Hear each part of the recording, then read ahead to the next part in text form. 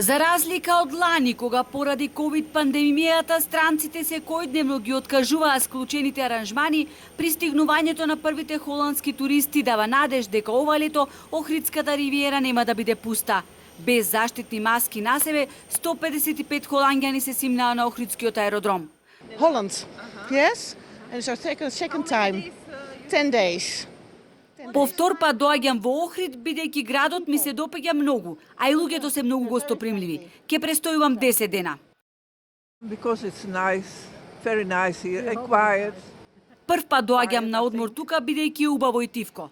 We want not to go to Spain or Greece. Не сакавме да одиме на одмор во Шпанија или Грција, сакавме да ги доживееме убавините токму на вашата земја.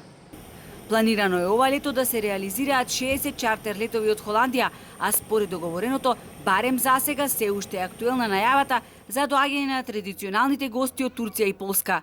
Заприметувам дека сите инволвирани субјекти и објекти во туризмот сакаме да ги споредуваме годините кои што доаѓаат со 2019. За жал, се уште тоа е нереално.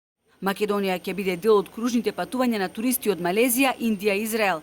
За прв пат во Македонија организирано ќе летуваат околу 8.000 гости од Велика Британија. Според мене, туризмот не познава граници, познава дестинации и слободното патување на сите туристи е многу важно. Јаневски прилично оптимистички очекувал ова лето да бидат реализирани околу 2,5 милиони ноќевања во македонските туристички центри.